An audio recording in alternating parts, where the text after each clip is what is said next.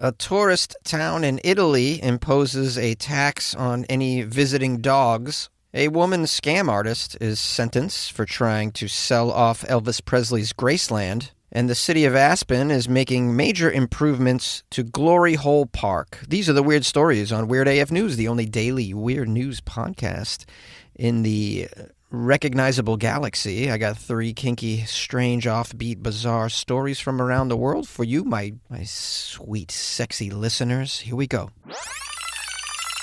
A town in Italy is imposing a tax on any visiting dogs. Well-traveled pets already get their own passports, did you know? Now, in an age of over-tourism where visitors are sometimes charged fees to counter their impact on inundated communities, there's inevitably a tourist tax on dogs. At least that's what's occurring in this northern Italian city of Bolzano. Oh, I love that name, Bolzano. Have you tried the bolognese in the Bolzano? Hey. So what's happening in Bolzano is starting in 2026, owners of dogs visiting the northern Italian city will be hounded for a daily tax of €1.50. This is part of a wider and controversial clampdown on canines in this pristine destination, which is a gateway to the Dolomite Mountains. You guys know the Dolomite Mountains. Everybody wants to go to the Dolomite Mountains. It's a pristine destination. Bring your Labradors, bring your Chihuahuas to the Dolomite Mountains. You'll have to pay a daily tax. Does anybody know if the Dolomite character from that movie was named after these mountains? By the way, if you've never seen the Black Dynamite movie, you're missing out on some hilariousness. This guy's got the best lines ever. At one point, he tells the investigators that are trailing him to move over and let me pass, or you gonna be pulling these hush puppies out your mother effing ass. And there's so many more lines that are just like that. They're just wonderful. It's fun stuff you can say to your friends. All right, let's talk about this situation with the dogs going all over the world. Some of you are probably pet owners. You might have an opinion on this. I am not a pet owner currently. I have been in the past. But my overall opinion is having a dog is a luxury, especially in the United States. It's not cheap to have a dog. All of the expenses that go with that. If you can afford to travel with your dog as well, if you can pay to travel with a dog, you're in a certain income bracket, right? I think we can all agree with that. You can afford these additional fees, these puppy taxes in Italy. Landlords charge pet fees these days. I wouldn't be against restaurants and performance venues charging you a puppy tax if you're going to bring them inside. I don't want to be having my dinner around dogs. Especially dogs that have no affiliation with me whatsoever. I think it's very selfish to even bring a dog to a restaurant or a comedy show. I can't tell you how many dogs at comedy shows I've been witnessing in the past 2 years. It's out of control. Owners have no regard for the public at all. It's all me, what I want, what I need, and I want my dog with me. You ever think that maybe somebody in the venue might be allergic to dogs? No, that doesn't even cross their mind. Why would they consider anybody else's needs or health concerns? It's not even discussed, the allergies to pets. It's not even discussed. They just bring them around wherever they go. They don't ask any questions at all. They have no regard for the public. So I am a pro dog cover charge for various venues. This is problem-solving behavior. The more annoying society makes it for pet owners to bring their fur balls to the buffet, the more likely they'll try to go through life without their furry crutch and learn to actually be a real adult. Maybe get some therapy for whatever it is that you have. All right, let me get off my soapbox. I'm so sorry, but I just feel so strongly about these things. This initiative here in Italy is meant to offset the cost of street cleaning and to fund some new parks designed exclusively for dogs and their owners. Okay, so they're taking the money and it's going back into the dog community, one could say, and that's good. I'm fine with dog parks. Exclusive places for dogs. Great. I don't have to go there, and you can bring your dog there. What I don't want is for pets to be imposed on me without my consent, which, is a crazy sentence to hear. in 2025 coming from an American, right? But, I mean, it shouldn't be. This is just common sense. This is practical. There's nothing wrong with what about my preferences in life? Huh?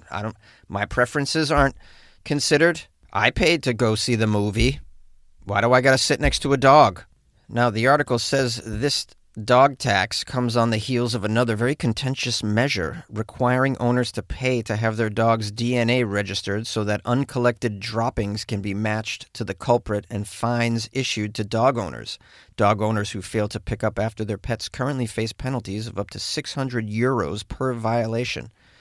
Yeah, I'm okay with this too. I mean, I don't know the situation where you happen to reside, but where I reside in Los Angeles, there's an epidemic of dog crap on the sidewalks. It's just terrible. They don't pick up after themselves because we don't have a system to hold them accountable. And if we did, maybe we'd see less of that. Maybe the sidewalks would be lovely. Maybe I wouldn't step in dog crap as I'm stumbling away from the brewery and then have to curse the sky. We got a quote here from one of the provincial councilors in this Italian hamlet named Louis Valcha. Louis says, "Hey, bada bing, bada boom, man. This is a fair measure. You know, this concerns dog owners exclusively, eh? All right? For whatever. You know, sidewalk cleaning would be the responsibility of the entire community otherwise. So, you know, not for nothing. You know, the only filth on our city streets these days is dog waste. I think we can all agree. So, you know, you better pick up your crapola. Or otherwise, me and Gino, you know, we may have to take you for a little drive, huh? You want to take a long walk off a short pier, huh? With your dog, too." Not everybody's pleased with these strict canine rules. Carla Rochi of the ENPA, which is a national animal protection body, so, you know, they have a huge budget because people just can't stop donating to pet organizations. They step over homeless humans on the street, but they'll give thousands to these pet protection agencies. Carla is quoted as saying, "Once again, we're choosing the easy way out, taxing animals and their owners." She says the measure not only penalizes families and tourists who travel with their dogs, but also sends a profoundly flawed message, turning animals into taxpayers. Well, I mean, what do you want, lady? An animal's a luxury. It's like a boat. If you bought a boat, you have to pay boat taxes. So what do you think? Now, are there some people out there where the animal is not really a luxury? Yeah, of course there are. There's people who have health issues and they need an animal, a support animal, a rescue animal. What do you call these things? Seeing eye dogs and whatnot. I'm not talking about emotional support animals. I'm talking about animals that solve real problems, not animals that, you know, you need to keep you company because you can't get a job because you want to wear Crocs all day. In those cases, you know, they can have an exemption from these fees, but for everybody else, yeah, you want to bring your dog around, pay a fee. You want to bring your dog on a plane, pay a fee. You want to bring your dog to the baseball game, pay a fee. Carla, of course, disagrees. She says animals aren't luxuries. They're an integral part of the families. Really? So a bobcat, that's a family member? If I go out and get a honey badger, this is a family member, and therefore I'm exempt from all of the penalties and rules and guardrails set up to protect the public from my annoying and sometimes dangerous furball. What about if I bring my sex robot to the soccer game? That's a family member, you know? Oh, what does my sex robot make you uncomfortable? Huh? Well, that's your problem, all right? Maybe there's something wrong with you. I should be able to bring my sex robot to Denny's if I want to. This is a member of my family, after all. Oh, Jonesy, now you're being hyperbolic. Maybe I am. I mean, but sometimes you got to go hyperbolic to make a point. Sometimes you got to exaggerate. Maybe you disagree with my take on this. Feel free to DM me on Instagram at funnyjones or email me funnyjones@gmail.com. I'll listen to your argument. A lady has been sentenced in a blundering attempt to sell Elvis's Graceland. Okay. Of all the scams out there, I never think I'd come across this one. Attempting to sell Elvis's Graceland? What was she going to do for a follow-up to this? Sell the Vatican? We have a Missouri woman that was just sentenced to 4 years in prison in a very brazen and blundering attempt to sell Graceland from the family of Elvis Presley. Steal Graceland as well. Her name is Lisa Janine Finley, age 54. She's gone by many other names in a criminal career spattered with financial grifts of many sorts. She was accused of posing as a bogus investor claiming rights to the historic landmark of Graceland that draws more than 500,000 visitors per year. Elvis Presley lived at the Memphis estate until he suffered a fatal heart attack in 1977, as most of you know. What most of you probably don't know is I played Elvis in a short film, which was pretty cool. It was a great experience. I got to sing and talk and dance like Elvis. I had them hips shaking, baby. I think the best part about it was this production company spared no expense, and they bought the best, most authentic Elvis costume that they could find, and rocking that was just so fun. There's some photos of me in my Elvis on my Instagram @FunnyJones if you want to check that out. Now back to the details of this grifter. The federal judge in Memphis gave this woman 57 months in prison plus 3 years of probation. This was all because of this madcap plot born 2 years ago in a small city in Missouri's Ozark Mountains, where apparently she posed as someone named Kurt Nassani, an executive for a company that did not even exist.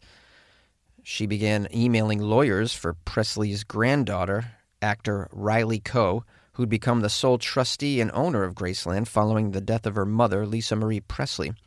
Finley, pretending to be Kurt Nassani, demanded payment on a $3.8 million loan that she said Lisa Marie Presley had taken out in 2018, putting up Graceland as collateral. The company, the fake company, Nassani Investments, filed papers asserting its rights to Graceland, which it planned to unload in a foreclosure sale. None of this, of course, was true. The documents, including the signatures of Lisa Marie Presley and a Florida notary, of course. Florida man will notarize anything. Oh, what's this? You want me to notarize the sale of the Eiffel Tower? No problem. I don't know if you can notarize the sale of something. I'm just making it up. But you can imagine a Florida notary probably going to take some bribes gladly. Needless to say, all of the paperwork and claims were bogus and forged. But the case progressed until May 2024 when Coe, the granddaughter actor, sued to stop the foreclosure, saying it was all a scam. A judge shut it down. And after this first con fizzled, other media organizations received emails from someone posing as these swindlers, saying they were actually West African identity thieves and to, quote, come find us in Nigeria. And it was written in clunky Spanish. I'm not really able to make sense of all of this. Anyone else? It just seems very convoluted. It says by then, the media started piecing together the clues left in the forged loan documents and legal filings. The clues led reporters to the Ozarks, where a tangle of local disputes on Facebook and Google review sites and in local courts ultimately tied the Graceland plot to this lady Finley, who is a grandmother with a decades-long history of romance ripoffs, forged checks, and bank frauds. So a real POS, a garbage person. Originally from Oklahoma, this garbage moved to southwest Missouri not long before the Graceland swindle began. She was using aliases that included the name Kurt Nassani to harass and threaten local business owners. Wow, this lady just, the things people do to not get a job, it's very eye-opening and baffling because they put more work into not working than actually working when they could have just worked from the get-go. And next thing you know, you're manager of the Wendy's and you're doing okay, right? You're doing fine. Instead you come up with this elaborate plan like you're going to sell somebody Fenway Park. It's like, who's going to fall for this in the first place anyways? I mean, now I know there's people that are stupid, right? You got these romance scams where someone's paying to send an astronaut in space oxygen, this sort of thing. But come on. There's a difference between $20,000 and $3.8 million Graceland, whatever it's worth. And it's Graceland. What do you think Graceland's for sale? I mean, is the Metropolitan Museum for sale? I mean, where do you get your brain where you think that would be? The Hoover Dam? You're going to try... Oh, I'm put a down payment on the Hoover Dam. I don't know. I saw it on Craigslist. It's for sale. Like, how dumb are you? All right, let me get back on the rails here. So sorry. I keep going off track. Let me wrap up the story. It says a lawyer who represents this lady, who obviously doesn't care whether or not he goes to hell, says that he's not going to comment. Okay. You're a piece of garbage too, sir. And I hope your client goes to jail, doesn't pass go, doesn't collect $200. And being that she's obviously a big Elvis fan, she can then do the jailhouse rock, literally. I'll say it on. The city of Aspen, Colorado makes big improvements to Glory Hole Park. This is a feel-good story, and I think we need feel-good stories on Weird AF News, especially after the Rapture failed yesterday. I mean, I woke up with no shoes. I sold my bike, canceled my Spotify account. I even told my neighbor what I really thought of him and his leaf blower, and now I just have to go back and face life again because I didn't float up to Jesus, which I really thought I would, I shaved and everything. I had a prepared speech for St. Peter that I worked on diligently the last few days. So, mostly it was excuses. But, I think I had a fighter's chance on getting into heaven, maybe. Let's find out about this Glory Hole Park. Sounds like a lovely place. The city of Aspen is undertaking a 3-week project to enhance Glory Hole Park. Wow, isn't that lovely? Glory Hole Park, now with more holes. Holes of various sizes. I mean, I don't know about you, but we can't have Glory Hole Park just have one hole. We need choices at the Glory Hole Park, right? You want a choice of holes. Maybe they're adding some curtains. That's great. Wi-Fi. A washing station. You really need a washing station in Glory Hole Park, wouldn't you say? All right, let's keep reading and find out what changes are being made, what improvements for the Glory Hole Park. It says they're going to enhance pedestrian safety. Well, that's very important. You need some bright lights, Glory Hole Park. And they're going to improve accessibility. Oh, that's splendid. That's splendid. Yeah, you want accessibility for Glory Hole Park. I want to be able to visit Glory Hole Park when I need to. I don't want to show up to Glory Hole Park at 3:30 in the morning with my $25 and find out that it's inaccessible to me at that crucial moment. And safety, of course, at Glory Hole Park. You want safety features, like maybe a condom vending machine, I imagine, will be installed. I'd recommend even benches in a little shady, canopied area so that you can, sit and wait for the hole. I mean, sometimes you got to wait for the hole. I mean, these holes become occupied and, there's not enough to go around, if we're being honest. Now, the Glory Hole Improvement Project will run September 22nd through October 3rd. So they just began the Glory Hole Improvement Project. They're closing 9 parking spaces, meanwhile, that run alongside the park. The city stated in a public notice that its priorities for the park at this stage are to enhance the park entrance and restore the pedestrian walking path throughout the park. That's great. I support this. You want to enhance the entrance to the Glory Hole Park. They say, our parks are beautiful. They should be accessible for everyone to be able to use, especially Glory Hole Park. We're very proud of it. That was Steve Barr, who's the City of Aspen Parks Operation Manager. He supports the Glory Hole Park. I'm sure he frequents the Glory Hole Park as well. Steve says they're building a new path through the park, which will mostly be flat and accessible to those in wheelchairs or crutches or who use other adaptive methods of transportation. If they need to get to the Glory Hole Park, it'll be accessible to them. I think that's wonderful. Everyone should have access to the Glory Hole Park. Steve says, in addition, they are going to completely reconstruct the entrance to the Glory Hole Park, as the old entrance to the Glory Hole wasn't becoming of what an entrance to that park should be. Oh, that's fabulous. Fabulous. You make it more welcoming, the Glory Hole Park. Steve says, we've been trying to get into that park for a number of years and do a bigger redo. Oh, yes, bigger Glory Hole Park. Steve, good job. Someone named Matt, Parks and Open Space Director, confirmed that the focus on accessibility for the Glory Hole Park is part of a larger trend with Aspen parks, many of which were built 40 to 50 years ago. It says, along with the Glory Hole Park, the city is improving accessibility to Wagner Park, my bad. The city also recently improved the accessibility to the picnic area in Heron Park. Heron, not Handy, my bad.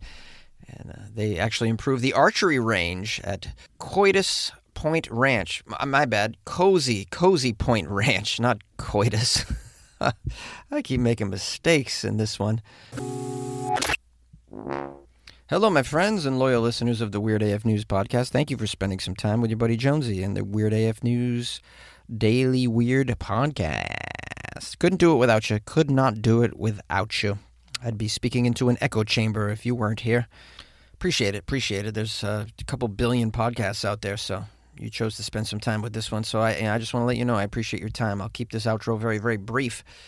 If you haven't subscribed to the show, I do weird news 5 days a week, recorded in a closet. I make terrible jokes, puns. I do accents that aren't really accurate, and I occasionally sing.